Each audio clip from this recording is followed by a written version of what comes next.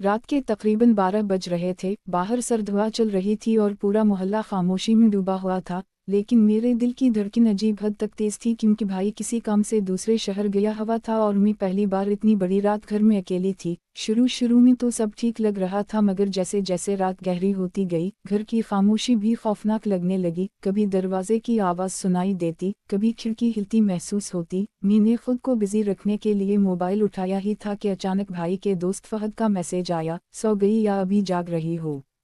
मैंने फौरन रिप्लाई किया, नींद नहीं आ रही। उसने हंसते हुए लिखा, डर लग रहा है क्या? मैंने मजाक में लिख दिया, थोड़ा सा। और शायद यही वो गलती थी जिसके बाद उस रात का माहौल बदल गया। कुछ ही देर बाद उसका दूसरा मैसेज आया, चाहो तो आ जाऊं। पहले तो मैंने इग्नोर किया, लेकिन फिर ना जाने क्यों दिल मान गया और मैंने लिख दिया, आ जाओ।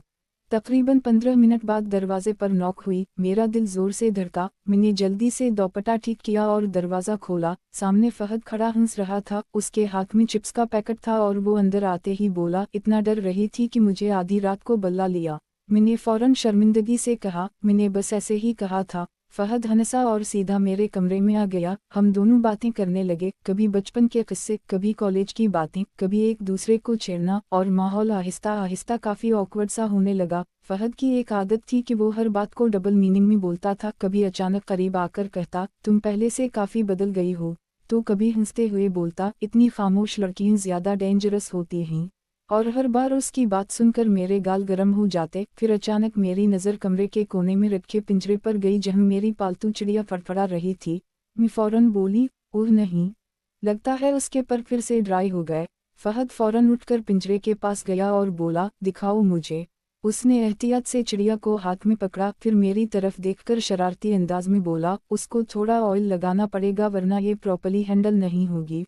उसकी बात सुनकर मैं बेख्तियार हंस पड़ी। फिर वो आहिस्ता आहिस्ता चिड़िया के परों पर तेल लगाने लगा। मैं उसके बिल्कुल करीब खड़ी सब देख रही थी। उसकी उंगलियां बहुत आराम से चिड़िया के परों पर चल रही थीं और वो बार बार हंसते हुए कह रहा था, देखना, अभी आराम से अंदर चली जाएगी। मैंने फौरन शर्माते हुए कहा, फहद, तुम हर बात इतनी अजीब क्यों बोलते हो? वो जोर से हंस पड़ा। फिर उसने पिंजरे का दरवाज़ा खोला और चिड़िया को अंदर करने लगा, मगर चिड़िया बार बार बाहर निकल रही थी। आखिर उसने हल्का सा जोर लगाया तो मैं घबरा कर बोल पड़ी, आहिस्ता, डर जाएगी। फहद ने फौरन मेरी तरफ देखा और आहिस्ता से कहा, तुम हर चीज़ से इतना घबराती क्यों हो?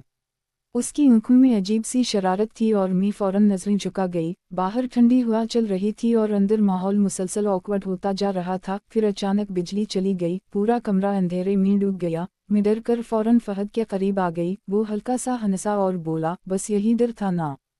फिर उसने मोबाइल की फ्लैशलाइट ऑन की तो उसकी रोशनी सीधी मेरे चेहरे पर पड़ी। हम दोनों चंद लम्हे खामोश एक दूसरे को देखते रहे। मेरा दिल इतनी जोर से धड़क रहा था कि मुझे लग रहा था फहद भी सुन लेगा। फिर वो आहिस्ता से बोला, वैसे एक बात कहूँ? मैंने हल्की आवाज़ में पूछा, क्या?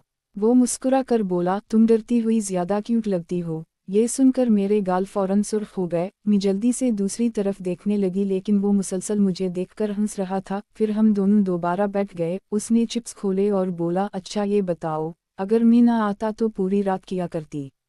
मैंने फौरन कहा, सो जाती। फहद हंसा, झूठ, तुम तो अभी भी डर रही हो। मैंने गुस्से से तकिया उसकी तरफ फेंका और वो जोर जोर से हंसने लगा। फिर अचानक उसने मेरा हाथ पकड़ लिया, सिर्फ एक लम्हे के लिए।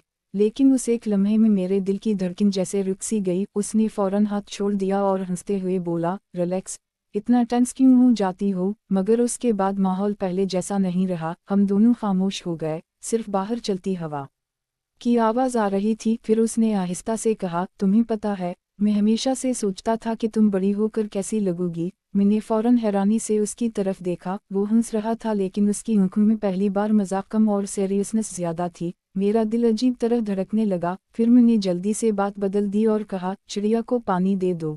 फहद फौरन हंस पड़ा, तुम हर ऑकवर्ड मोमेंट से भाग क्यों जाती हो? फिर वो दोबारा पिंजरे के पास गया और बोला, वैसे तुम्हारी चिड़िया काफ़ी नॉटी है, बार बार बाहर आ जाती है। मैंने हंसते हुए कहा, शायद उसे आज़ादी पसंद है।